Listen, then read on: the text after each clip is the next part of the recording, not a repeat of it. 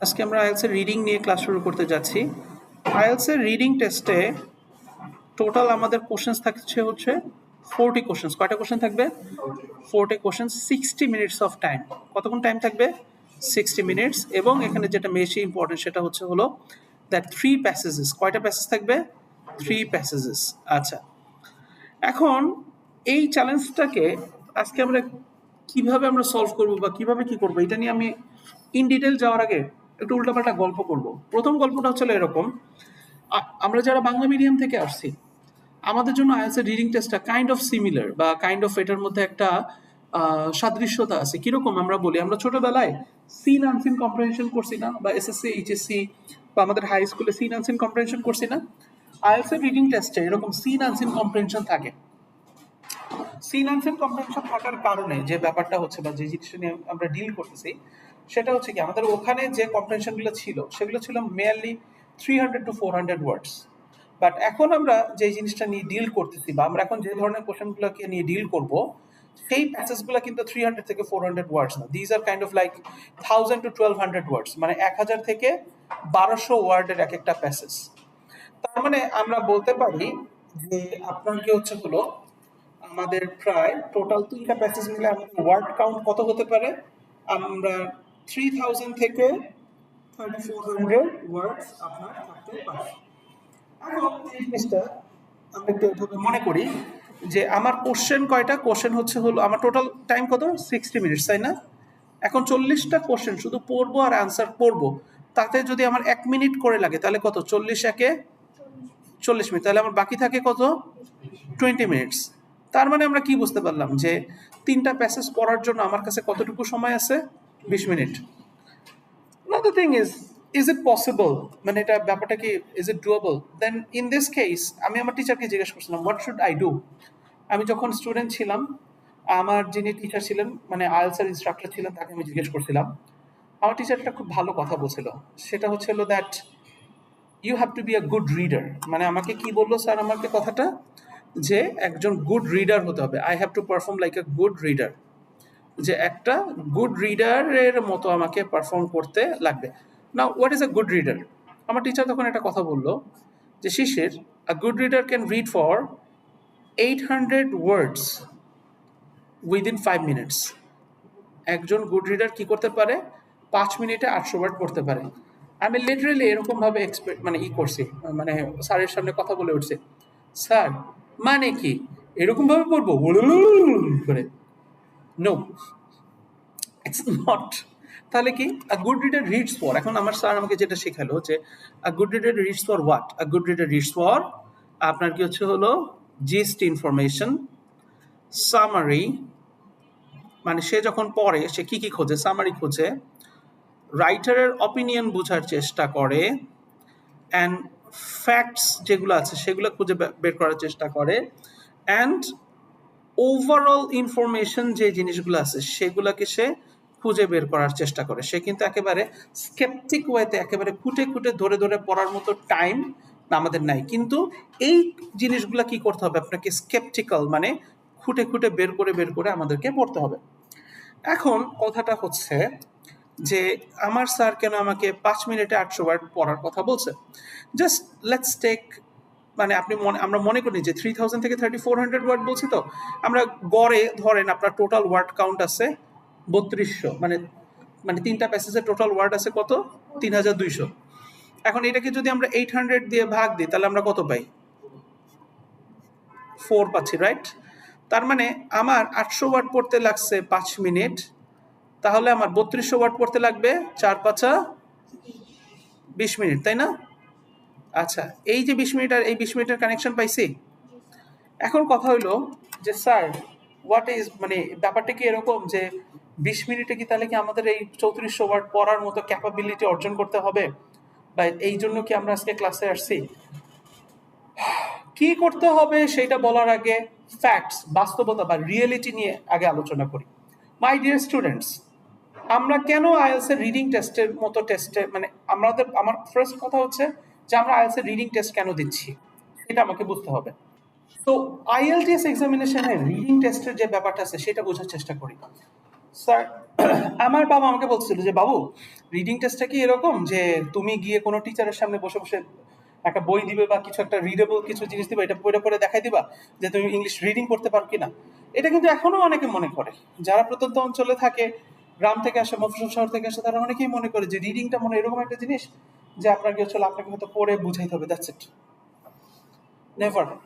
আইএলসের আসলে আপনার রিডিং টেস্টটা এরকম না, বা আপনার কিছু হলো এখানে অ্যাকচুয়ালি যেটা দেখা হয় রিডিং, এবং এর আগের মডিউল আমরা কি কমপ্লিট করছি, লিসেনিং। লিসেনিং এবং রিডিং মডিউলের যে ব্যাপারটা আছে সেটা হচ্ছিল অ্যাকচুয়ালি আপনি পড়ে বোঝানোতে সক্ষম কিনা, আপনি পড়ে বোঝানোতে সক্ষম, এটার আগে বুঝতে হবে। আপনি রিডিং এর মাধ্যমে কি করেন, আপনাকে ইনফরমেশন কি করেন, ইনপুট নেন, এই ইনফরমেশন নিয়ে আপনি সেটাকে প্রসেস করতে পারেন কিনা, বা সেইটা পরে আপনি বুঝে রিলেট করতে পারেন কিনা যে what you need to do অথবা what you need to answer. আপনাকে যে কোশ্চেন আছে সেটার ইনফরমেশন ওয়াইজ আপনি সেটাকে রিলেট করে আপনি আনসারটাকে ফাইন্ড আউট বা আপনি এটাকে বুঝতে পারেন কিনা। এখন যে জিনিসটা হচ্ছে আমাদের প্রথম যে সমস্যা, যে স্যার পড়তে গেলে তো স্যার সময় বেশি লাগে, ব্যাপারটা তা না? এখন দেখেন 20 মিনিটে আপনাকে পড়ার অভ্যাস করতে হবে কি না সেটা তো আমরা এখানে অলরেডি কি একটা তো তুলনামূলক একটা চিত্র, মানে একটা ছবি পাইলাম যে হ্যাঁ প্রায় 20 মিনিটে 32 ওয়ার্ড পড়ার মতো একটা ক্যাপাসিটি আমার লাগতেই পারে। কিন্তু আরেকটা জিনিস আছে, সেটা হচ্ছে হলো যে স্যার পড়তে যে পড়ার যে কথা বলতেছেন, তাহলে সেখানে সমস্যাটা কি? সমস্যাটা হচ্ছে আপনাকে পড়ার অভ্যাস রেডি করতে হবে। পড়ার অভ্যাস কেন রেডি করতে হবে, জাস্ট একটা এক্সাম্পল দিই। ধরেন সেম একটা টপিকে আপনি মানে সেম টপিকে আপনার কিছু হলো বাংলা এ4 সাইজের কাগজে লেখা আছে, আরেকটা জিনিস এ4 সাইজ কাগজে সেম জিনিস কি ইংলিশে লেখা আছে, দুইটাই সেম জিনিসের একটা আরেকটার কি ট্রান্সলেশন, ইন্টার ট্রান্সলেশন, যেটা আর কি একটা আরেকটা ট্রান্সলেশন। এখন আমাকে বলতে পারেন যে কোনটা পড়ে বুঝতে, মানে বাংলাটা পড়ে বুঝতে সময় বেশি লাগবে না ইংলিশটা পড়ে বুঝতে সময় বেশি লাগবে? ইংলিশটা পড়ে বুঝতে সময় বেশি লাগবে, বাংলাটা পড়ে বুঝতে সময় কম লাগবে। কেউ কি বলতে পারেন স্পষ্টভাবে যে বাংলাটা পড়ে বুঝতে সময় কেন কম লাগবে? আচ্ছা, একজন একজন করে আসি। অভয় বলতেছে যে আমরা বাংলা পড়ে বুঝতে ইউজ টু বা অভ্যস্ত। আরেকজন কি বলছে? আমরা বাংলার সাথে ফ্যামিলিয়ার, ইউজ টু বা ফ্যামিলিয়ার। হ্যাঁ, আর কি? বাংলা আমাদের নেটিভ ল্যাঙ্গুয়েজ, মানে মাদার টাং, বাংলার সাথে। আর কি? আচ্ছা, হোয়াট অ্যাবাউট একজন চাকমা বা একজন গারো, একজন সাঁওতাল, যারা আমাদের মানে মানে নৃগোষ্ঠী, তাদের ক্ষেত্রে কি বাংলা আর ইংলিশের মধ্যে কোনটা তাদের সুবিধা হবে? না, তাদের ক্ষেত্রে বাংলা, তাদের মাতৃভাষা তো ইংলিশ না। তাদের ইংলিশ আর বাংলার মধ্যে, কারণ কি তারা কিন্তু এই বাংলাদেশি সয়েলে কি হচ্ছে, তারা বড় হচ্ছে, তাদের রেগুলার দৈনন্দিন কর্মকাণ্ড, রেগুলার ডে টু ডে লাইফে তারা কি ব্যবহার করতেছে, ইংলিশের তুলনায় বাংলা বেশি ব্যবহার করতেছে। তাহলে আমার শিক্ষাটা আমি কে পেলাম? আমার শিক্ষাটা আমি পাচ্ছি যে আমার বাংলা ল্যাঙ্গুয়েজটা আমি কি করি, আমি মানে বেশি অভ্যাস বেশি, তাই আমি কি বাংলা পড়ে বুঝতে সময় কম লাগে, ইংলিশ পড়ে বুঝতে সময় বেশি লাগে, কারণ কি ইংলিশ পড়ার অভ্যাস কম বা নাই। সুমায়া একদম ডিরেক্ট বলতেছে নাই, সুমায়া একদম স্বীকার করে নিচ্ছে। Thank you Sumaya. তাহলে উল্টা করি যে ইংলিশ পড়ে বুঝতে সময় কম লাগবে যদি ইংলিশ পড়ার অভ্যাস বৃদ্ধি পায়। হয় না, বৃদ্ধি পাইতে হবে। আচ্ছা, তাহলে এখন পড়ার অভ্যাস আমি কেন বাড়াবো? পড়তে গেলে সবচেয়ে বড় সমস্যা কি? স্যার ওয়ার্ড বুঝি না, স্যার সিনোনিম বুঝি না, এটা বুঝি না, সেটা বুঝি না, হ্যান না তেন না, তাই না? এরকম প্রবলেমস আছে না? So you can maintain a word list. আপনারা কি করতে পারেন, আপনারা একটা ওয়ার্ড লিস্ট মেনটেন করতে পারেন। এই ওয়ার্ড লিস্টটা মেনটেন করে করে করে করে আপনারা কি করতে পারেন, প্র্যাকটিস করে করে আপনারা আপনাদের যে ভোকাল প্র্যাকটিসটা আছে আপনাদের, মানে মোটামুটি একটা সিএফএল লেভেলের বিভিন্ন ধরনের অক্সফোর্ডের ওয়ার্ড লিস্ট আছে, এই ওয়ার্ড লিস্টটা আপনারা মেনটেন করে করে কিছু ওয়ার্ডস মনে রাখতে হবে। There like kind of like 3000 words at least আপনাদের মোটামুটি চলে যাবে আর কি, 6.5 প্লাস পাওয়ার জন্য, বা 6 to 6.5 পাওয়ার জন্য যা যা লাগে, বা পড়ে বোঝার জন্য যা যা লাগে, সেই ধরনের ওয়ার্ড লিস্টটা আপনারা চাইলে আমি আপনাদেরকে প্রিন্ট করে দিতে পারি আর কি। ওকে, আচ্ছা। সো পড়ে বোঝার জন্য যে জিনিসটা, যে পড়ার সময় কি আমাদের ওয়ার্ড আটকায়, ভোকাবুলারি আটকায়, তাহলে কি করতে হবে? এর জন্য পড়া বন্ধ রাখতে হবে, রাইট? তাহলে কি করতে হবে?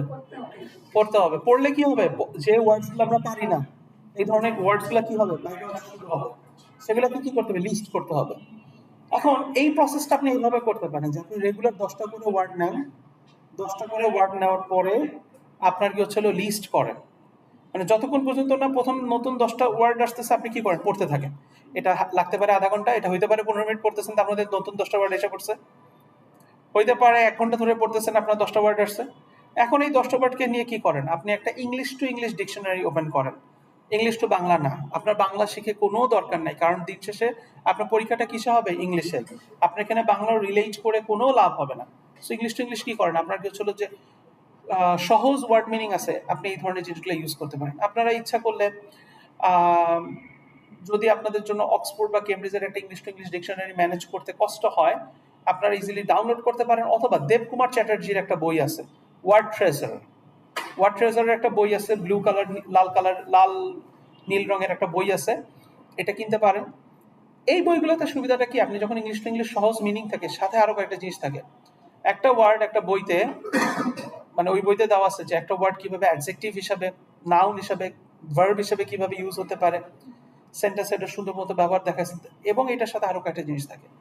ধরেন কোনো কোনো ওয়ার্ডের সাথে 2টা, কোনো সাথে 3টা, কোনোর সাথে 4টা 5টা আপনার কিছু হলো সিনোনিম থাকে।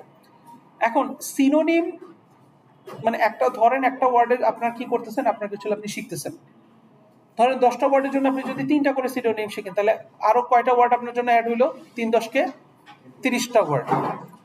আরেকটা জিনিস থাকে অ্যান্টোনিম। অ্যান্টোনিম মানে কি, বিপরীত শব্দ।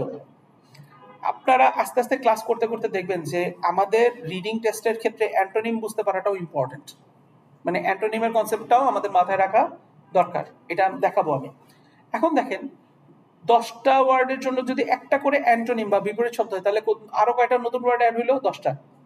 তাহলে দেখেন 10টা মেইন ওয়ার্ড ছিল, 30টা সিনোনিম ছিল, 10টা অ্যান্টোনিম, টোটাল কয়টা ওয়ার্ড হলো, 10 প্লাস 30 প্লাস 10, টোটাল কয়টা, 50টা ওয়ার্ড। এখন আপনি বলতে পারেন যে স্যার রেগুলার 10টা ওয়ার্ড মনে রাখার মুখস্থ করার চেষ্টা করি, তাতেই আমার হয় না, আপনি আমারে বলতেছেন 50টা করে শব্দ বা 50টা করে নতুন ওয়ার্ড মাথায় রাখবো, হাউ কাম, এটা কেমনে পসিবল? আচ্ছা এবার বুঝাই। আপনি যখন একটা সংকল্প বা আপনি একটা এইম সেট করেন বা গোল সেট করেন যে আমি আজকে 10টা ওয়ার্ড শিখবো, এই 10টা ওয়ার্ড শিখে আমাকে যেভাবে যা করতে হয় সেই জিনিসটা আমি কি করব, আমি কমপ্লিট করব, মানে আমি শিখে আমি এটাকে কি করবো, আমি শেষ করব। In this case it becomes a failure, কারণ আপনার কি হচ্ছে হলো ব্রেইনের লার্নিং প্রসেসে একটা হিউম্যানিটিক সাইকোলজি আছে। সেটা কিরকম, সেটা হচ্ছে আমাদের মাইন্ড যে জিনিসটা আপনি শিখতে চান বা শিখতেছেন সেটার একটা উদ্দেশ্য চায়। এখন যখন আপনি 10টা নতুন ওয়ার্ড শিখতে যাচ্ছেন আরবিটারি ভাবে, মানে র্যান্ডম ভাবে, তখন ব্রেইন মনে করে আচ্ছা এটা শিখতেছি কি লেগা। আপনি মানুষ, আপনার মাথার মধ্যে কিন্তু আপনার সাবকনশিয়াস মাইন্ড এটা কাজ করতেছে যে ও মানে একটা মানে সোজা কথা রিভোল্ট করে, একটা বিদ্রোহী আচরণ করে যে কেন শিখবো এটা, আরে এটা শিখে কি লাভ। কিন্তু বাংলা একটা কথা আছে না, শিখছো কোথায়, ঠেকসি যেথায়, মানে যেখানে আমরা আটকাই সেখানে আমরা কি করি, শেখা শুরু করি, লার্ন করা শুরু করি, তাই না? এখন এই যে আপনি 10টা ওয়ার্ড যেগুলোকে আপনি খুঁজে খুঁজে পাইছেন, ধরেন আপনি একটা গল্পের বই পড়া শুরু করছেন, আপনি একটা ম্যাগাজিন পড়া শুরু করছেন, আপনি একটা নিউজ পেপার পড়া শুরু করছেন, এগুলো পড়তে গিয়ে যখন নতুন 10টা ওয়ার্ড আপনার সামনে আসতেছে, ইউ আর লার্নিং না। এখন এগুলো এইটা তখন আপনার মাথার মধ্যে ব্রেন কাজ করবে যে আরে আমি তো একটা জিনিস পড়তে গেছিলাম, ওইখানে আমি 10টা ওয়ার্ডে আটকাইছি। এই যে 10টার কারণে যে টোটাল 50টা ওয়ার্ড শেখা হচ্ছে, সত্যি কথা বলতে কি এগুলো আপনার মনে রাখাও দরকার নেই। তাহলে গবেষণা কি করে কি লাভ হলো? আপনাকে দেখেন, আপনাকে ওয়ার্ডের বানান শিখতে হতে পারে, কিন্তু কথা হলো সব ওয়ার্ড তো আপনার মুখস্থ রাখা দরকার নেই। আপনাকে কি করতে হবে, ওয়ার্ডের ইউজটা শিখতে হবে। The thing you should be taking care of, সেটা হচ্ছে হলো ওয়ার্ডের কি করা, ওয়ার্ডের ইউজটা শিখতে থাকা। এখন ওয়ার্ডের ইউজ আপনি কিভাবে শিখবেন, এই যে আপনি মনে রাখতেছেন যে ওইখানে একটা প্যারাগ্রাফে বা একটা বাক্যে এই কনটেক্সটে আমি একটা মিনিং বুঝি নাই, এই ওয়ার্ডটা কিসের জন্য ব্যবহার হচ্ছে এখানে আমি এটা বুঝি নাই। তখন যখন আপনি ওয়ার্ডের মিনিংটা শিখলেন, ইউজটা শিখলেন, তখন আপনার জন্য জিনিসটা কি হয়ে গেল, শিখা হয়ে গেল। এখন কি হবে, আপনার এই যে মানে 10টা থেকে 50টা করে শিখতেছেন, আপনার মাথায় রাখা দরকার নেই, কিন্তু আপনি যখন পড়তে থাকবেন আস্তে আস্তে আপনার কি ভোকাবুলারি ভান্ডার, মানে আপনার মাথার মধ্যে যে ড্রাইভ আছে সেই গুগল ড্রাইভে কি হবে, আপনার ব্রেইনের মধ্যে ওয়ার্ডের ইউজটা কি হবে, স্টোর হতে থাকবে। সামনে যত আগাইতে থাকবেন দেখবেন কি প্রথম দিন হয়তো 15 মিনিটের মধ্যেই 10টা ওয়ার্ড পাইছেন, হয়তো 1 মাস পরে দেখা যাবে যে আপনি 1 ঘন্টা ধরে পড়তেছেন 10টা ওয়ার্ড খোঁজার জন্য, 2 মাস পরে দেখা যাবে যে 1.5 ঘন্টা লাগতেছে 10টা ওয়ার্ড খোঁজার জন্য, 4-5 মাস পরে হয়তো দেখা যাবে যে 2 ঘন্টা পড়ার পরে 10টা ওয়ার্ড আসতেছে। কারণ কি ভোকাবুলারি একটার সাথে একটা কি করতেছে, এনহ্যান্স হচ্ছে, বাড়তেছে। So we should think in this way, আমাদেরকে ব্যাপারটা কি করতে হবে, আমাদেরকে আমাদের ভোকাবুলারিটা এনহ্যান্স করার প্রসেসটা এটা। কারণ আপনি যখন শিখার একটা টার্গেট দেন আপনার ব্রেনকে, ব্রেন এটার একটা টাস্ক হিসাবে মনে করে। কিন্তু ব্রেনকে যখন একটা কজ আগে দেখায় নেন যে আরে তুমি তো পারো নাই, আমি তো বুঝি না, তখন ব্রেন তার নিজের গরজে শিখতে থাকে। ঠিক আছে? So this is call mind mapping or mind game, নিজেকে নিজে বোকা বানায় রাখা। বলে না যে অলওয়েজ স্টে হাংরি, এই প্রসেসে আপনাকে চিন্তা করতে হবে।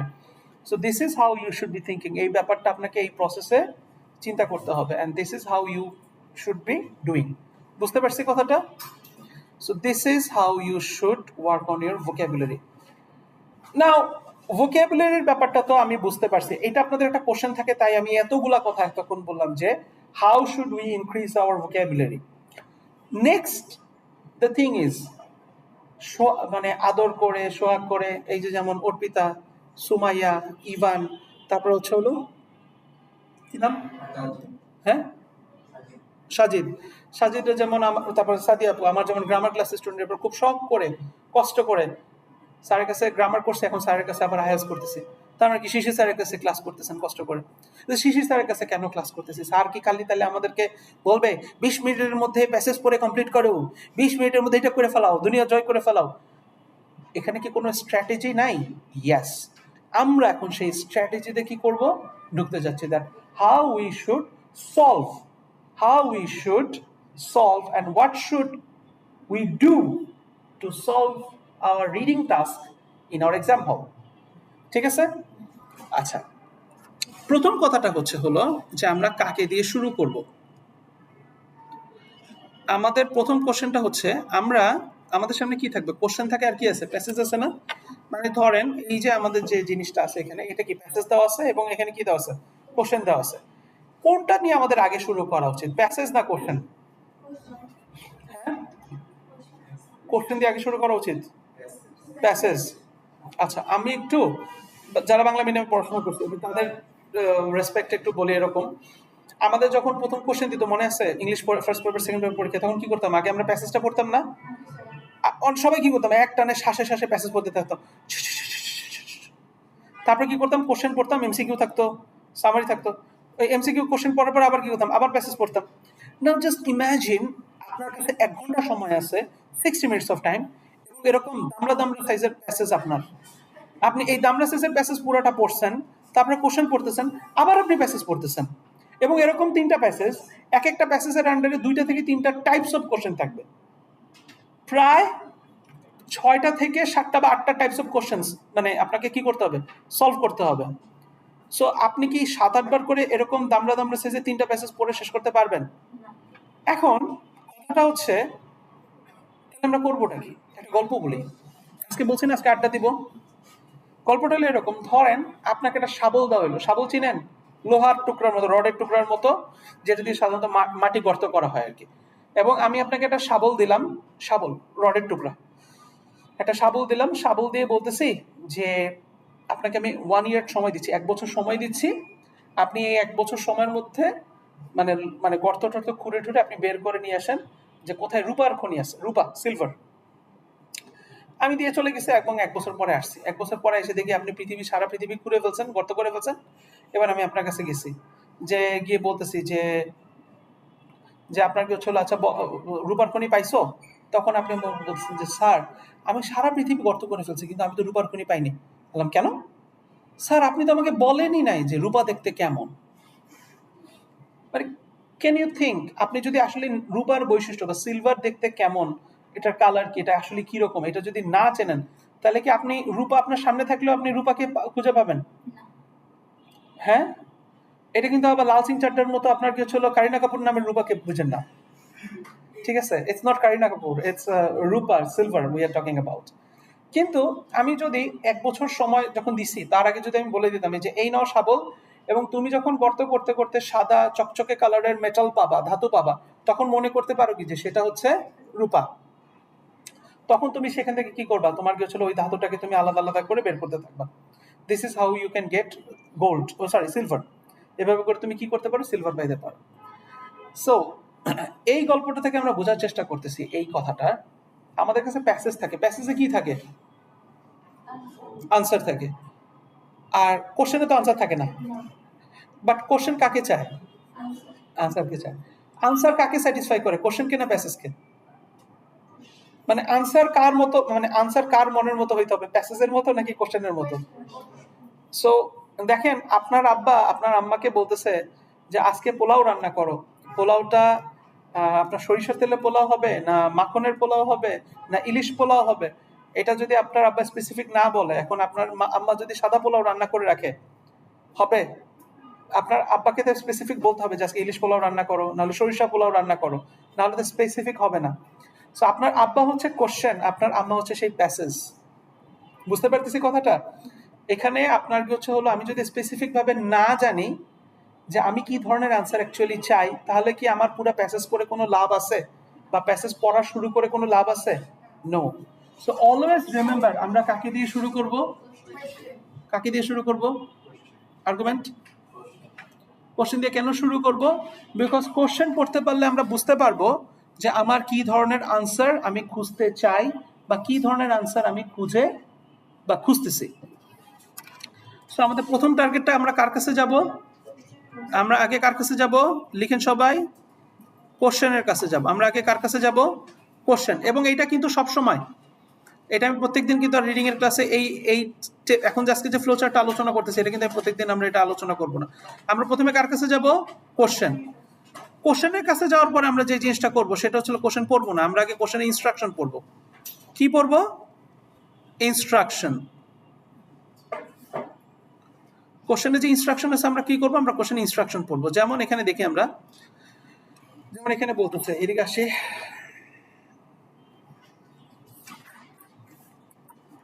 যেমন এখানে কি বলতেছে খেয়াল করুন, complete the notes below, choose one word only. এখানে কি বলতেছে?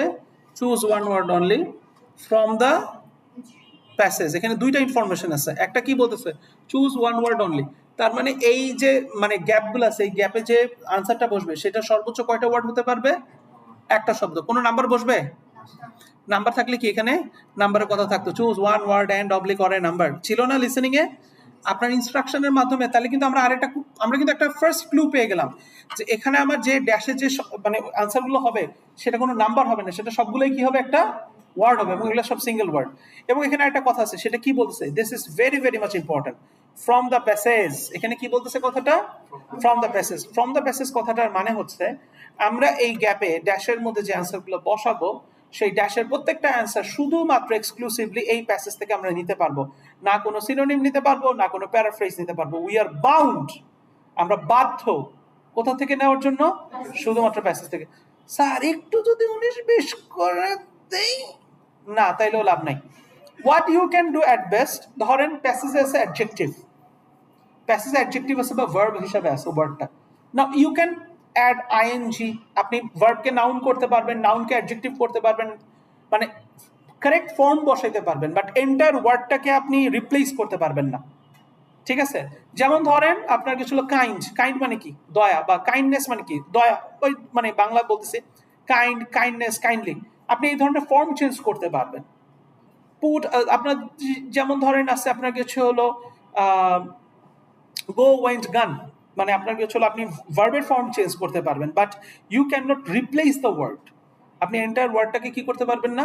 যেটা প্যাসেজে আছে সেটা থেকে আপনি আলাদা কোনো ওয়ার্ড বসাতে পারবেন না। Even you can not put synonym here. Understood? আচ্ছা, এরপরে যে জিনিসটা করতে হবে সেটা হচ্ছে হলো কোশ্চেনের কাছে গেলাম, কোশ্চেন ইনস্ট্রাকশন পড়লাম, and then we will find out the keywords.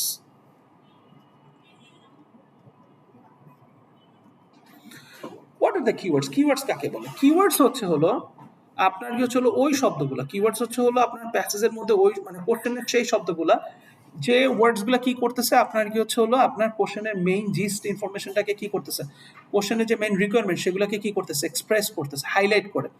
যেমন এখানে আমরা কি দেখতেছি, দি উফিংটন হোয়াইট হর্স। এখানে এই যে কথাটা কি, the location of the উফিংটন white horse, তার মানে কি উফিংটন হোয়াইট হর্স নিয়ে কথা হচ্ছে।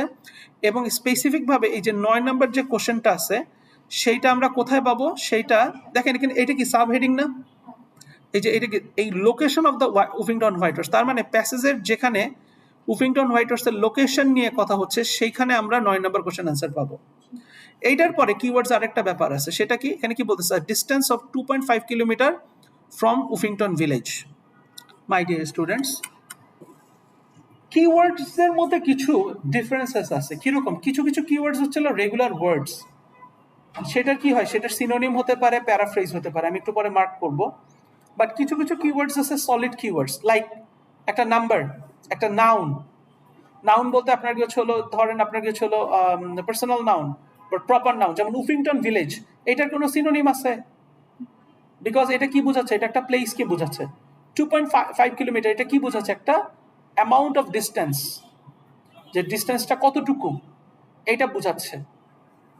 এগুলোর কিন্তু কোনো চেঞ্জ নেই, তাই এগুলাকে বলা হয় সলিড কিওয়ার্ডস। তো আমরা যখন আনসারগুলো খুঁজবো, বা এটা কিন্তু আপনার লিসেনিংও এটা মাথায় রাখতে পারেন যে এখানে কি, এখানে হচ্ছে এই যে 2.5 কিলোমিটার উফিংটন ভিলেজ, এই জিনিসগুলো কি হচ্ছে? এই জিনিসগুলো হচ্ছে আপনার গেলো কিওয়ার্ডস, মানে এটা হচ্ছে সলিড কিওয়ার্ডস। তার মানে আমি 9 নম্বর কোশ্চেন অ্যান্সার যেখানে পাবো তার আশেপাশে প্রথমে কাকে থাকতে হবে?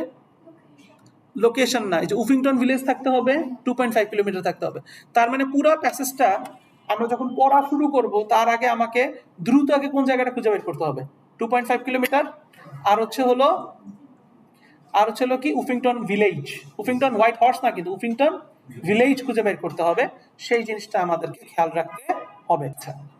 এরপরে কি বলতেছে, যেমন এখানে কি বলতেছে দেখেন, এবার দেখেন যে আপনারা কিভাবে চেঞ্জ করতে পারেন, বা কিভাবে আমাদের, যেমন near an ancient road known as the dash.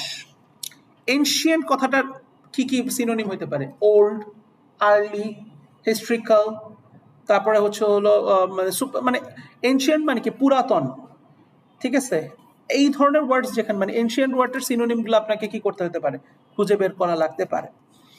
এরপর কি আসতে হবে? Close to an ancient symmetry, তার মানে কি দেখেন এই কোশ্চেনটার আগে, বা সরি এই কোশ্চেনটার পরে কি আবার এনশিয়েন্ট সিমেট্রির কথা আছে। তার মানে এই অ্যান্সারটা যেখানে আছে তার পরবর্তীতে, মানে এরপর থেকে এরপরে যখন আবার পড়াটা আপনি কন্টিনিউ করতে থাকবেন প্যাসেজে, সেখানে কি সিমেট্রির কথা থাকতে পারে। নাম্বার অফ বারিয়াল মন্ডস, বারিয়াল মন্ডস মানে কি আপনার কিছু হলো কবর বা গোরস্থানে গোর থাকে, কবর থাকে না, এগুলোকে বিউরিয়াল মন্ডস বা বারিয়াল মন্ডস বলে আর কি। সো এইভাবে আমাদের চিন্তা করা লাগবে। সো কিওয়ার্ডসগুলো আমরা কি করতে পারি? এইভাবে সিলেক্ট করতে পারি। আমি আবার দেখাবো একটু, আমি আসতেছি। এবার কোশ্চেন থেকে আমরা কি করলাম? কোশ্চেনে গেলাম, কোশ্চেনে ইনস্ট্রাকশন নিচ্ছি, এন্ড কি করলাম? কোশ্চেন থেকে কিওয়ার্ডস নিচ্ছি। নাও আমরা কি করব? আমরা চলে যাব প্যাসেজের কাছে। প্যাসেজের কাছে আসার পরে প্যাসেজটা তো পড়তে হবে।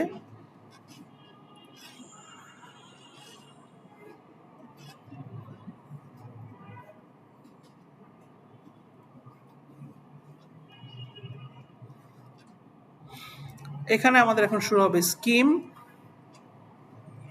And scan. এটাকে বলা হয়েছে হলো রিডিং এর আনসার খোঁজার ক্রাউন জুয়েল টেকনিক। না, হোয়াট ইজ স্কিম? এই যে একটু আগে যে কিওয়ার্ডসগুলো নিলাম, এখন আমরা কি করব? প্যাসেজে ঢুকে এই কিওয়ার্ড অনুযায়ী আমরা কি করব? শুধুমাত্র কি যে কিওয়ার্ডকে পেলাম হুবহু সেই কিওয়ার্ডটাকে খুঁজবো?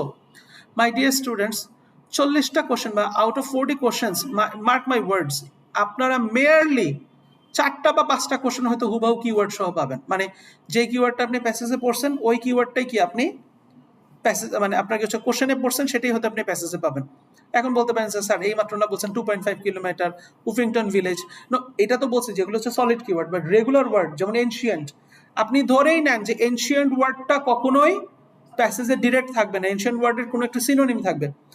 এই সেম গানা বাজনা একটু আগে কিন্তু করছি যে কি আপনার যে ভোকাবুলারি কেন বাড়াইতে হবে। দেখেন যত টেকনিক ইউজ করেন না কেন, আপনার যদি ভোকাবুলারি দুর্বল থাকে, উইক থাকে, it is next to know, এটা একদম নেক্সট টু নো যে আপনার কিছু আপনি এটার থেকে ভালো করে কামব্যাক করবেন, এটা আসলে ধরা ছোঁয়ার বাইরে। সো স্কিম করার ক্ষেত্রে ব্যাপারটা কি হচ্ছে? স্কিম করার ব্যাপারে আমরা এখন জিনিসটা বুঝাই। এখানে কি হচ্ছে, যে কিওয়ার্ডটা পাইলাম তার আমরা কি কিভাবে খুঁজবো? তার সিনোনিম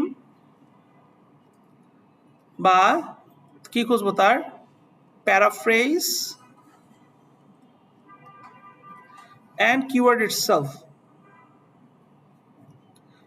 আচ্ছা আমি বুঝাচ্ছি একটা একটা করে।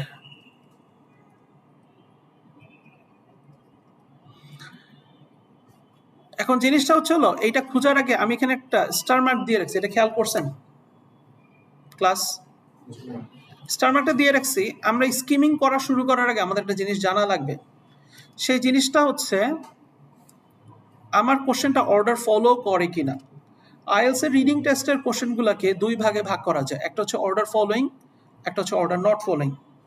এই জিনিসটা আপনাদের মাথায় রাখতে হবে। Two types of IELTS question, two types of IELTS reading question.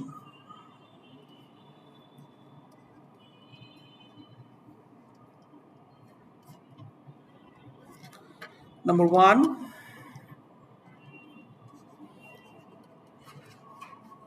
order following. Number two, order not following.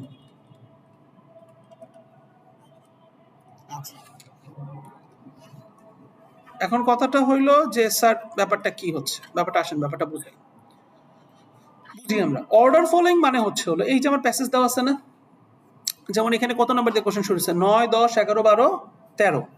Order following মানে হচ্ছে হলো যেই কোশ্চেনের সিরিয়ালগুলো, যেমন ধরেন আপনি কথার কথা যে 9 নম্বর কোশ্চেনের অ্যান্সার এখানে পাইছেন, 10 নম্বর কোশ্চেন অ্যান্সার এখানে পাইছেন, 11 এখানে পাইছেন, 12 এখানে পাইছেন, আবার 13 ধরেন একই বাক্যের এখান থেকে বাম থেকে ডানে গেলে আপনি পাইছেন। তার মানে কি এটা একটা সিরিয়াল, কি ডাউনওয়ার্ড সিরিয়াল ফলো করে আপনি পাচ্ছেন, যেভাবে আমরা পড়তেছি। মানে সোজা কথা, আপনি এটা কখনো এরকম হবে না যে 9 এখানে পাইছেন 11 এখানে পাইছেন যে 10 এটার আগে বা পরে হবে না, 10 কি এই জায়গাটার মাঝখানেই অবশ্যই হইতে হবে। এটা হচ্ছে অর্ডার ফলোইং টাইপের question. Sir order not following টাইপের কোশ্চেন কাকে বলে? অর্ডার নট ফলোইং টাইপের কোশ্চেন হচ্ছে হলো, ধরেন আপনাকে চলো 9 এখানে পাইছেন, আবার মনে করেন 11 এখানে, 12 আবার এখানে, 11 চলে সরি 10 চলে গেছে এখানে, আবার 13 এখানে, উল্টা পাল্টা সিরিয়ালটা মেনটেন করতেছে না, সেটাকে আমরা কি বলি? অর্ডার নট ফলোইং টাইপের কোশ্চেন। এটা সিরিয়াল কোনো মেনটেন করে না। এখন আমরা কিভাবে বুঝতে পারবো যে কোনটা অর্ডার ফলোইং আর কোনটা অর্ডার ফলোইং না? সেটার জন্য আপনাদেরকে আজকের দিন সহ টোটাল 6টা ক্লাসে আসতে হবে। রেগুলার আমরা কি করব, রেগুলার ক্লাসে আমি বলে দেব। যেমন আজকে আমরা যে টাইপের কোশ্চেনটা সলভ করতেছি, এইটার মেইন নাম হচ্ছে, মেইন এখানে লেখা আছে কমপ্লিট দ্য নোটস বিলো, এটার আরেকটা নাম আছে, সেটা হচ্ছে হলো কমপ্লিট বা সেন্টেন্স কমপ্লিশন। এটাকে আমরা আরেকটা নামে জেনে থাকি, কি বলে থাকি এটাকে? সেন্টেন্স বা নোট কমপ্লিশন, যেভাবে বলি না কেন।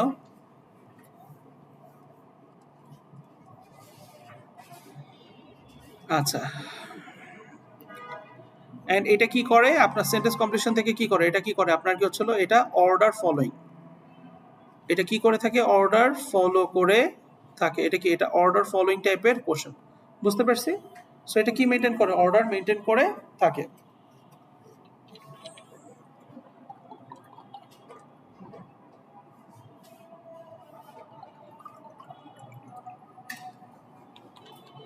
Did you take the notes?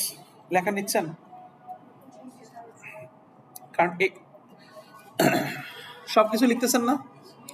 আচ্ছা, সেন্টেন্স কমপ্লিশন টাইপের কোশ্চেনটা কি করে? অর্ডার ফলো করে। আচ্ছা, তার মানে আমরা কি করব? আমরা প্রথমে যখন কোশ্চেন পাবো তখন আগে সবগুলো কিওয়ার্ডস কি করব? একবারে দাগায় নিব। এন্ড এরপরে কি করতে থাকবো? 9 নাম্বার 10 নাম্বার অনুযায়ী পড়তে পড়তে সেই কিওয়ার্ড অনুযায়ী কি করব? খুঁজবো, আনসার বাইর করব, আনসার মানে টাইপ করব। এখন তো সবকিছু টাইপ করা। এন্ড দেন আমরা কি করব? আনসার, সেটা আনসার মানে আপনাকে চলো সাবমিট করব। বুঝতে পারছি? আচ্ছা, নেক্সট হচ্ছে হলো এখন যে জিনিসটা আমরা বলতে চাচ্ছি যে কোথায় গেল?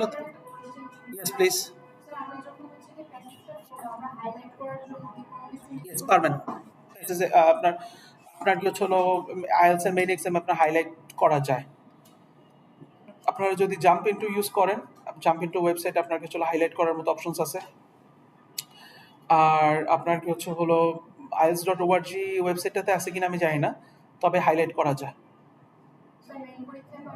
মেইন পরীক্ষায় যায়। আমি যদি একটা এক্সাম্পল দেখানোর চেষ্টা করি, এখানে দেখেন হাইলাইটটা এইভাবে কাজ করে। যেমন ধরেন আমি আপাতত এটা ওপেন করছি, যে রিডিং ওপেন করছি, ঠিক এই ফরম্যাটটাতেই থাকে আর কি। বুঝতে পারছেন? যে আচ্ছা, এটা মনে আমার আগে হাইলাইট করা ছিল, এখানে মনে আমার আগে এই একদম মানে আই ডোন্ট নো, এটা এই যে হাইলাইট করা যায় আর কি। ঠিক আছে, হাইলাইট করা যায়, আপনারা হাইলাইট রাখতে পারবেন। তবে মানে মেইন পরীক্ষার যেটা সুবিধা এই যে যেমন আপনার কি হলো আমরা এখন যে টাইপের কোশ্চেনটা করতেছি আপনি এখান থেকে ইচ্ছা করলে এইটা মানে এটা তো অবশ্য মানে এখান থেকে কপি করে কন্ট্রোল ভি আপনি এখানে ফেলতে পারবেন। তো বানান ভুল হওয়ার সম্ভাবনাটাও তুলনামূলক কম। আর আপনাদেরকে আলাদা শিট দেওয়া হবে একটা মনে হয় নোট নেওয়ার জন্য আর কি, আলাদা আর কি রাফ করার জন্য। তো আমার মনে হয় এখানেই সেটা করাটা বেটার আর কি। তো জাম্পিন্টোর মতো মানে জাম্পিন্টোর মতো ওয়েবসাইটে আপনারা কি এই মানে মানে প্র্যাকটিসগুলো করতে পারেন বা সবকিছু রাখতে পারেন আর কি। স্যার মেইন পরীক্ষায় নাইট ভার্সন হ্যাঁ, মেইন পরীক্ষায় নাইট ভার্সন ওপেন পাওয়া যাবে এবং মেইন পরীক্ষায় 24 ইঞ্চি মনিটর। আমি জানি না নাইট ভার্সনের সুবিধা কি হবে, আপনাদের আপনাদের দেখলাম যে অনেকেই নাইট ভার্সনের জন্য মানে you feel good with night version. Is there anything মানে লাইক নাইট ভার্সনের কোনো সুবিধা আছে? এরকমই স্যার, হোয়াইট স্ক্রিনে তাকায় দেখতে অনেকক্ষণ ওকে তাকায় দেখতে ওকে ফাইন। মেইন এক্সামটা কিভাবে হবে সেটা ডেমো পাবেন IELTS.org, official website of IELTS examination. তো এখানে ধরেন টেস্ট টেকারতে যাবেন, টেস্ট টেকারে যাওয়ার পরে স্যাম্পল টেস্ট কোশ্চেন্স, সেখানে আসার পরে আপনার এই যে স্যাম্পল টেস্ট কোশ্চেন্স অ্যান্ড এখানে এই যে একাডেমিক কম্পিউটার টেস্ট, আপনার কিছু একাডেমিক রিডিংয়ের পরে যেমন আজকে আমরা কোন টাইপের কোশ্চেনটা করতেছি নোট কমপ্লিশন যেটাকে বলে আর কি। এই যে এরকম যদি যাই দেখেন সেম আপনারা দেখছেন বাম দিকে ডান দিকে আপনার কাছে হলো ইউ ক্যান আন্ডারস্ট্যান্ড রাইট। আপনার কাছে হলো আপনি প্রত্যেকটা কোশ্চেনে আপনার এই সুবিধাটা আছে। এই যে এখানে কন্ট্রাস্টে গেলে আপনার মনে হচ্ছে white on black, black on white, yellow on black এটাও করা যায়। দেখি তো এটার অপশনটা কেমন লাগে, let's see.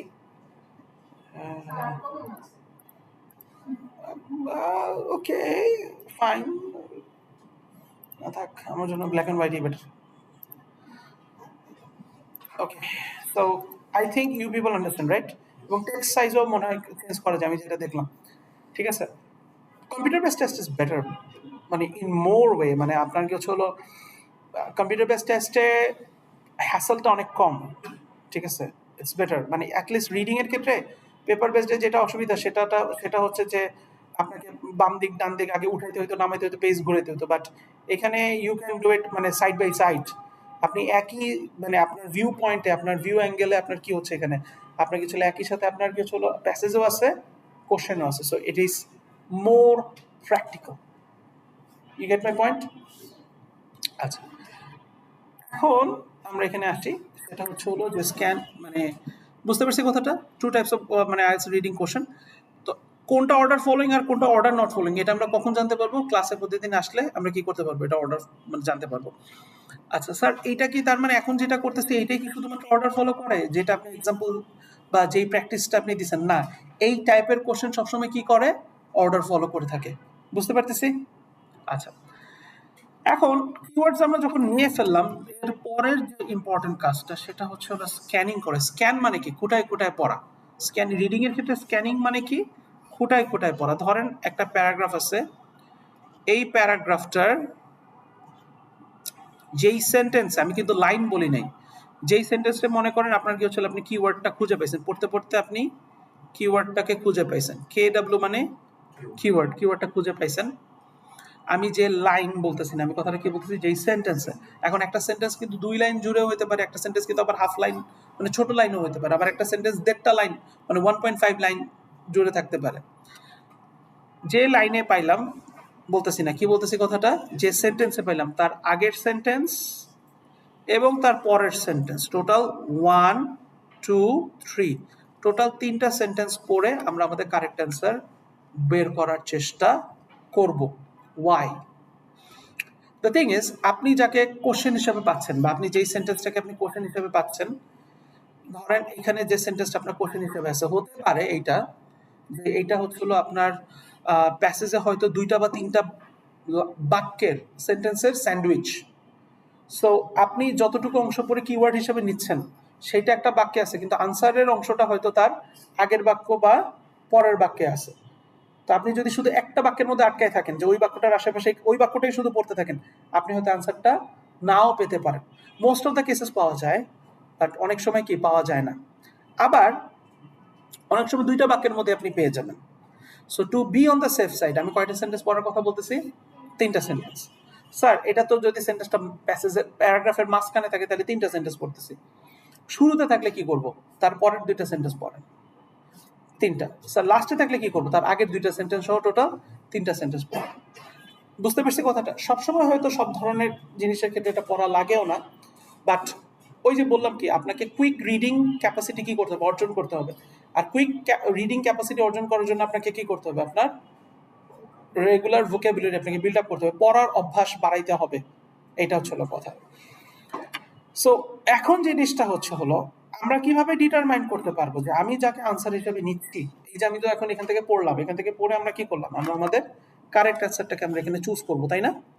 How can I determine যে আমি যাকে আনসার হিসেবে নিলাম সেটা আমার কারেক্ট আনসার?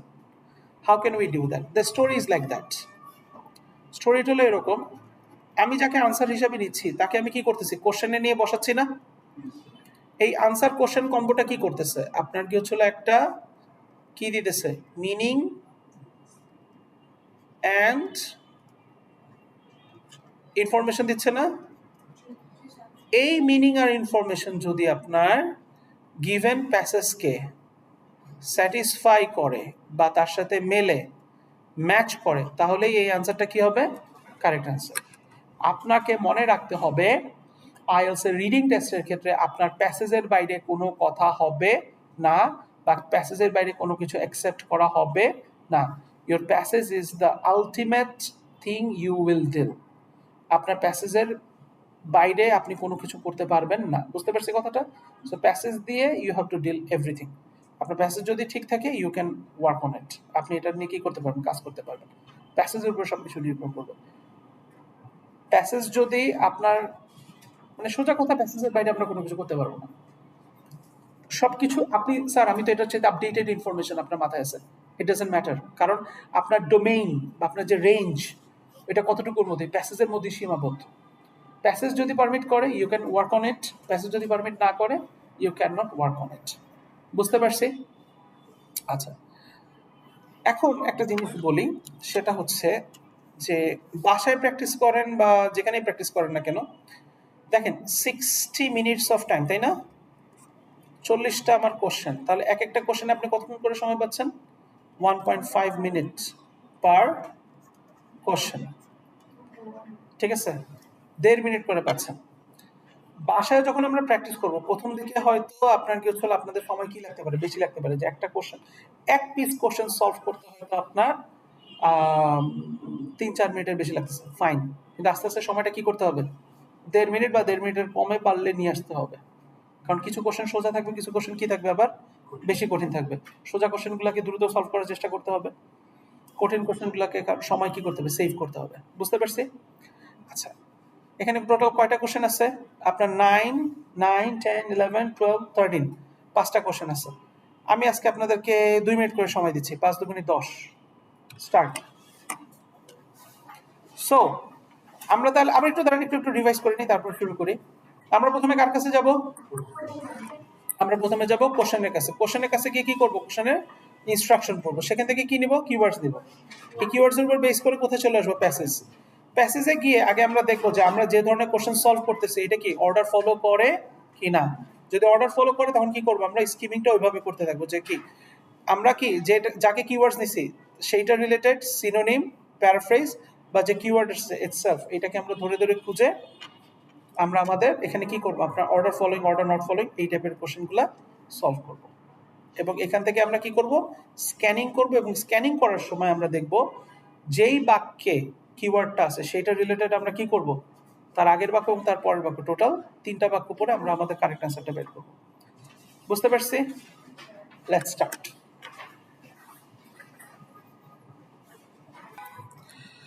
সলভ করা শুরু করি, ঠিক আছে?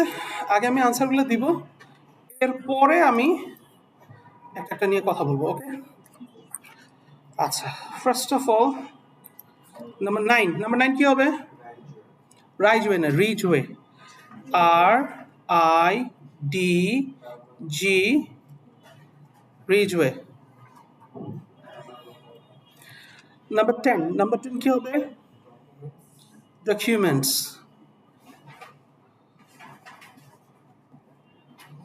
Number 11 soil. তারপরে হচ্ছে হলো Number 12. Fertility. Number 13. Rhiannon. আচ্ছা আমার এই বানানটা ভুল হইতে পারে, আমি পরে আবার এটা ঠিক করবো। আচ্ছা আসুন, হ্যাঁ আমরা আসি একটা একটা করে। আমি কি বলছিলাম যে আমাদেরকে প্রথমে বের করতে হবে যে এটা লোকেশনটা, এই রিলেটেড কথা। এখন দ্য ফার্স্ট চ্যালেঞ্জেস, আমি কোত্থেকে পড়া শুরু করবো, কিভাবে কত দ্রুত পড়বো, আমার প্যাসেজটা তো বড় তাই না। সো স্কিমিং, প্রথমে আমরা কি বলছি, স্কিম না স্ক্যান, প্রথমে কি বলছি স্কিম। তাহলে আমাকে যেটা করতে হবে, যেটা সলিড কিওয়ার্ড, ওটাকে খুঁজতে হবে। আমাদের সলিড কিওয়ার্ড ছিল দুইটা, উফিংটন ভিলেজ আর কি ছিল 2.5 কিলোমিটার। সলিড কিওয়ার্ডটা হলো এরকম যে আমরা এই যে এরকম, আমার মাউস দেখতে পাচ্ছেন, মাউসের কার্সার। সো আমরা কি করবো, আমরা এরকম দ্রুত পড়তে পড়তে পড়তে পড়তে পড়তে কি করবো, আমরা যেখানে এসে আমার 2.5 কিলোমিটারে আটকাবে এবং যেখানে এসে আমার উফিংটন ভিলেজে আটকাবে সেখানে গিয়ে কি করবো, ব্লক। এবার কি বলছি যে যেখানে আমরা কিওয়ার্ড পাইছি তার আশেপাশে আমাদের আনসার থাকতে পারে। এবং এখানে কি বলছে যে এনশিয়েন্ট সামথিং, তাই না। এবার পড়ি চলেন। The horse is situated, situated মানে কি লোকেশন, লোকেটেড ছিল না কোশ্চেনে, লোকেশন ওয়ার্ডটা ছিল কিনা। আচ্ছা, on a steep close to the late Bronze Age, 7th century কথা বলছে, Hilford Uffington Castle, and below the ridgeway a long distance Neolithic track. এখন বলতে পারেন যে স্যার এখানে এনশিয়েন্ট কথাটার মিনিংটা কিভাবে পাইছে। এখানে খুব ভালো করে খেয়াল করেন, একটা স্টার মার্ক আছে, দুইটা স্টার মার্ক আছে, দেখতে পাচ্ছেন। এই যে লং ডিস্টেন্স নিউলিথিক ট্র্যাক, এগুলোকে কিউরিসিটি হয়ে পড়তে হবে। যেমন ফার্স্টে একটা কি বলতেছে, আয়রন এজ কি, period in Britain 800 BC to 43 CE, যে খ্রিস্টপূর্ব 800 থেকে খ্রিস্টের মানে 43 খ্রিস্টবর্ষ পর্যন্ত একটা আয়রন এজ ছিল। আবার ব্রোঞ্জ এজ কখন বলতেছে, ইন ব্রিটেন 2500 খ্রিস্টপূর্ব থেকে 800 খ্রিস্টপূর্ব পর্যন্ত। তার মানে কি অবশ্যই এটা কি অনেক পুরাতন না, খ্রিস্টের জন্মের 2 বছর হয়ে গেছে, খ্রিস্টের জন্মের 2.5 বছর আগে, বা খ্রিস্টের জন্মের 800 বছর আগ পর্যন্ত একটা জিনিস। তাহলে এইটাই কি বুঝতে পারতেছি যেখানে আমার সেই ওল্ড হিস্ট্রিক্যাল এনশিয়েন্ট একটা জিনিসের ব্যাপারে কথা বলা হচ্ছে। যেখানে কি বলছে কথাটা, যে একটা এনশিয়েন্ট রোডের কথা বলছে, এনশিয়েন্ট হোয়াট রোড। এবং এখানে দেখেন আমার বলতেছে যে a long distance neolithic track, দেখেন কিওয়ার্ডসগুলো কোথায় আসছে আমার এখানে কথাটা, ট্র্যাক, ট্র্যাক মানে কি রোড, প্যাথ, ওয়ে। তারপরে 2.5 kilometre উফিংটন village, and that's why we are taking the answer Ridgeway. বুঝতে পারছি কেন রিজওয়ে আমার আনসার হলো, আর উই ক্লিয়ার, আমরা বুঝতে পারছি। আচ্ছা, নেক্সট আমরা যদি আসি যে আপনার কি হচ্ছে হলো নেক্সট যে আনসারটা আছে সেটার জন্য আমার কিওয়ার্ডস কি কি আছে, আমি সেটা যদি একটু দেখার চেষ্টা করি। এখানে আমার কিওয়ার্ডস কি কি আছে আমি যদি একটু দেখি, যে প্রথমে কি ডেটিং দ্য উফিংটন হোয়াইট হর্স। এই ডেটিং মানে কিন্তু কারোর সাথে ডেট করতে যাও না, এই ডেটিং মানে হচ্ছিল ডেট বের করা, যে কত পুরাতন বা হিস্ট্রিক্যাল। ফার্স্ট রেফারেন্স, এটা কি বলতেছে, first reference to the White Horse Hill. এই যে দেখেন হোয়াইট হর্স হিল একটা জায়গার নাম, appears in dash from 1070s। এই যে 1070s হোয়াইট হর্স হিল, এই জিনিসগুলো কি, এগুলো হচ্ছে সলিড কিওয়ার্ড। এখন ফার্স্ট ওয়ার্ডটা কি, itself solid, but the thing is রেফারেন্সটা কি হতে পারে, মেনশন হইতে পারে, ফার্স্ট অ্যাপিয়ারেন্স হইতে পারে, ফার্স্ট কোথায় বলা হয়েছে সেই জায়গাটা আমরা কি করব। এবং এখানে একটা কথা বলছে অ্যাপিয়ার্স। এবার দেখেন রেগুলার কিওয়ার্ডসের মধ্যে কোনটা পড়ে, অ্যাপিয়ার্স পড়ে, ফার্স্ট রেফারেন্সটা পড়ে, ঠিক আছে। এখন আসেন এইটা আমরা সহজে খোঁজার জন্য কি করতে পারি, 1070sকে টার্গেট করতে পারি, যে 1070s আমার কই আছে। তো আমি কি করলাম, ধরেন আমরা দ্রুত খুঁজে বের করার চেষ্টা করতেছি যে the earliest evidence off white horse উফিংটন village 1070s, তার মানে কি এর আগে পরে আমার সবকিছু আছে। এবং দেখেন এর আগে আমার কি আছে, এর আগে আমার আছে earliest, first superlative degree, earliest কি সুপারলেটিভ ডিগ্রি, সবচেয়ে পুরাতন। তার মানে কি সবচেয়ে পুরাতন কোনটা, সবচেয়ে প্রথমে যেটা। তাহলে ফার্স্ট আর আর্লিয়েস্ট কি একই, first evidence, earliest reference, evidence থেকে কি করতেছি আমরা, রেফারেন্সকে কানেক্ট করতেছি। দ্য হোয়াইট হর্স হিল পাইলাম, solid keyword. Mentioned in what, appears in, mentioned in মানে এটা কোথায় আছে, সেটা হচ্ছে হলো আপনার ডকুমেন্টসের কথা বলতেছে। তাহলে আমাদের সেকেন্ড কোশ্চেনটা আছে সেটার আনসারটা কি হচ্ছে ডকুমেন্টস। কেন ডকুমেন্টস আমার আনসার হলো বুঝতে পারছি, ক্লিয়ার। আচ্ছা, এইবার আপনার কি হচ্ছে হলো আমরা যদি এখানে আসি, যে এখানে হর্সেস শোন ইন দ্য কয়েন্স, দেখেন এখানে কি বলতেছে 10 BC to 1 BC, এটা তো ছিল। এখন কথাটা হলো এটার অ্যান্সার আমার সয়েল হইলো কিভাবে। According to the analysis of surrounding, এখানে কি soil, the horse is late bronzes early, মানে আয়রন এজের কথা বলতেছে, যেটা কোথায় ছিল লেট ব্রোঞ্জেস অথবা আর্লি আয়রন এজের কথা বলতেছে। তার মানে এইটার কথা আমরা যেখানে পাবো সেখানে কি পাবো আমরা, আপনার কাছে হলো লেট ব্রোঞ্জেস বা আর্লি আয়রন এজ যেখানে আছে সেখানে কি এটার আনসারটা আমার দেওয়া আছে। যেমন এখানে কি দেওয়া আছে, আমরা যদি এটা পড়তে পড়তে থাকি, এখানে যদি আসি, দেখেন এই যে early Iron Age late Bronze Age পাইছি। এখন বলতে পারেন যে স্যার আনসার তো করে ফেলায় আসছি, ওয়েট, আমরা তো জানি না যে এখনো আনসার কোনটা, আমি তো আগে কি খুঁজতেছি, কিওয়ার্ড খুঁজতেছি। আমি কিন্তু এখন আপনাদেরকে কিওয়ার্ড খুঁজে দেখাচ্ছি যে কিভাবে করতে হবে। 1400 to 600 BC এইটার কথা কিন্তু ওইখানে উল্লেখ নাই, কিন্তু এখানে কি লেট ব্রোঞ্জেস, তার মানে এখানে পাইছি, এখানে কি হয়ে গেছে, আমার বাক্য শেষ হয়ে গেছে, তাই না, প্যারাগ্রাফ শেষ হয়ে গেছে, তার মানে কি এটার আগে আছে। তাহলে আগে পড়ি চলেন। Testing, OSL testing carried out by the Oxford Archaeological Unit on soil. এখন বলতে পারেন যে স্যার এই তো আনসার পেয়েছি, না পড়তে হবে, আমি তো এটা জানি এখন, বাট কিভাবে, from two of the lower layers of the horse body and from another cut near the base. তার মানে কি, এইটা ধরেন একটা বস্তু আপনার কি হচ্ছিল এরকম রাখা আছে, এখন এই বস্তুটার কি বলতেছে যে নিচের থেকে 2 স্টেপ মাটি নেওয়া হয়েছে, আবার কি আরেক স্টেপ মাটি কি পাশের থেকে নেওয়া হয়েছে। তার মানে কি, এখন একটা জিনিস প্রত্নতাত্ত্বিক একটা পুরাতন জিনিসের আশেপাশে কি থাকে, মাটি থাকে, সয়েল থাকে, ডার্ট থাকে, এবং এটাই দেখেন যে আপনার কি হচ্ছে হলো অন সয়েল, মানে কি করছে, টেস্ট ক্যারি করা হয়েছে কোথায়, মাটির উপরে ক্যারি করা হয়েছে, কোথাকার মাটি, টু অফ দ্য, দেখেন two of the lower layers of the body and from another cut near the, এখানে কি বলতেছে যে আপনার কাছে হলো two of the lower layers of the horse's body এবং কি from another cut near the base, যেটা কি করেছিল ওই হর্স, ওই প্রত্নতাত্ত্বিক নিদর্শনটার আশেপাশে সারাউন্ড করা ছিল। এন্ড দ্যাটস ইট, আমাদের আনসার কি হচ্ছে সয়েল। তো এইভাবে করে আমরা কি করতে হবে, আমাদের আনসারটা এখানে কারেক্ট করতে হবে। আচ্ছা, নেক্সট আমরা যদি চিন্তা করি যে আপনার কি হচ্ছে হলো possible reasons for creation of Uffington white horse, আমার মনে হয় যে এই পুরা এই দুইটা হচ্ছে সবচেয়ে ইজি, কারণ এখানে সলিড কিওয়ার্ড অনেক বেশি আছে। সলিড কিওয়ার্ড কি কি আছে, যেমন দেখেন আমরা নাম্বার 12 দেখি, was a representation of goddess Epona associated with protection of horses and fertility. So Epona আপনার কি হচ্ছে হলো দ্য নেম, এটা কি একটা আপনার কি হচ্ছে হলো পার্সোনাল নাউন, সো পার্সোনাল এটা কোনো একটা ব্যক্তি বা কোনো কিছু একটা নাম বোঝাচ্ছে, তাহলে এটা কি গডেস ইপোনা। এখন আমি যেখানে গডেস ইপোনা পাবো, এখানে আরো কি আরেকটা কি বলছে, প্রোটেকশন অফ হর্সেস, এইটা হচ্ছে হলো অ্যাসোসিয়েটেড প্রোটেকশন অফ হর্সেস বা রিপ্রেজেন্টেশন। সো আমি গডেস ইপোনা যেখানে পাবো সেখানে গিয়ে আমরা বাকি জিনিসটা খুঁজে পাবো। সো আমরা দ্রুত যদি পড়তে থাকি, some researchers at the horses are representing the Celtic goddess Epona, তাহলে কি আমি এখানে গডেস ইপোনা পাইছি। সেল্টিককে কিন্তু কেউ আবার কেল্টিক পড়েন না, এটা কিন্তু সেল্টিক।